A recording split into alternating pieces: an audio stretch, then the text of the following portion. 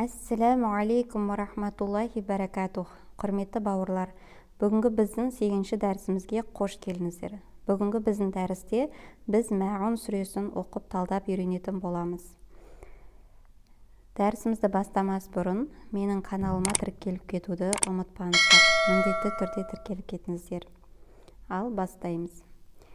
أعوذ بالله من الشيطان الرجيم بسم الله الرحمن الرحيم بسم الله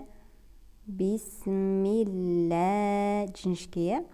Одан кейін бисмиллахир.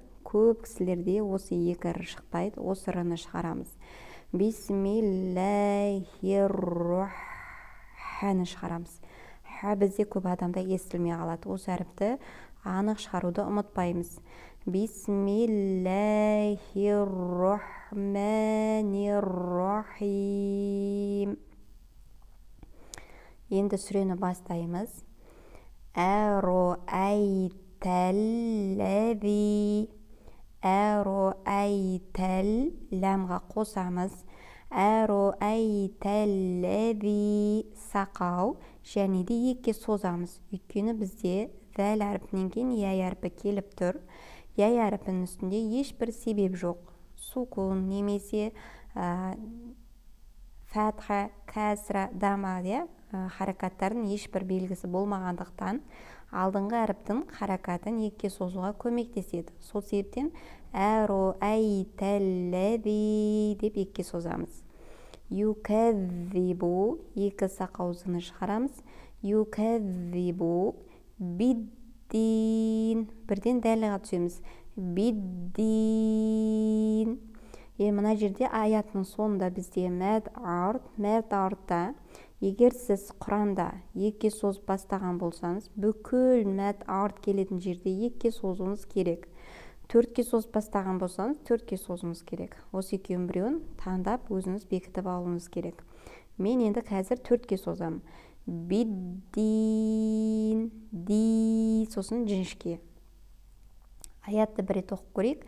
Әруәйтәлләзи юкәззибу биддин.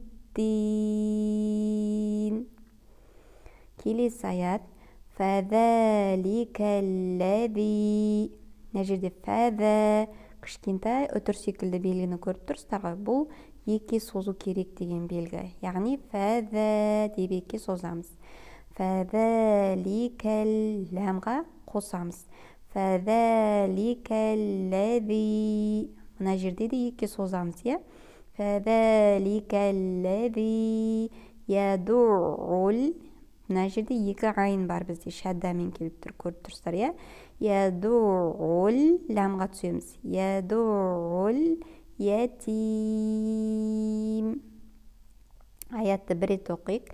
Фәзәликәлләзи ядуул ятим.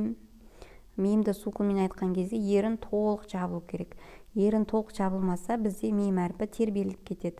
Бұл үлкен қате болады. Сол себептен меймді сукунмен айтқан кезде ятим ерінді толық жабамыз. Келесі аят. Уәлә екке созамыз.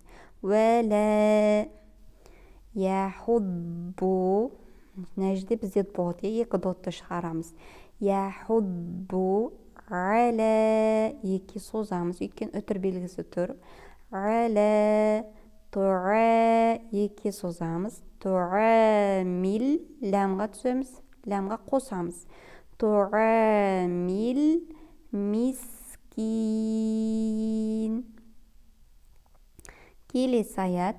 Фауайлул лил мусоллин. Фауай негізінен жерде бізде деген тәнуин тұр. Алайда тәнуиннен кейін бізде ләм. Бұл идғам әріпі болғандықтан онның нысын естеміз, ләм әріпіне өзгертеміз. Және ләм әріпі шәддаланып кетеді. Сонда оқыған кезде фауайлул лил. Көрдіңіздер ме? Екі айтып жатыр. Фауайлул лил مصلين. келесі аят әлләзина, әлләмға түсеміз, екі лын шығарамыз. әлләзина сақау, және де екі созамыз. әлләзина хум, ерін толық жабамыз. әлләзина хум, ерін толық жабамыз. Мына жерде бізде сот келіп тұр, иә. Сол себептен бізде сукундонунан кейін сот деген ихфа әрпі келсе, нонды не істейміз? Жуан ыңылдатамыз, яғни соттың махражына апарып ыңылдатамыз. Хум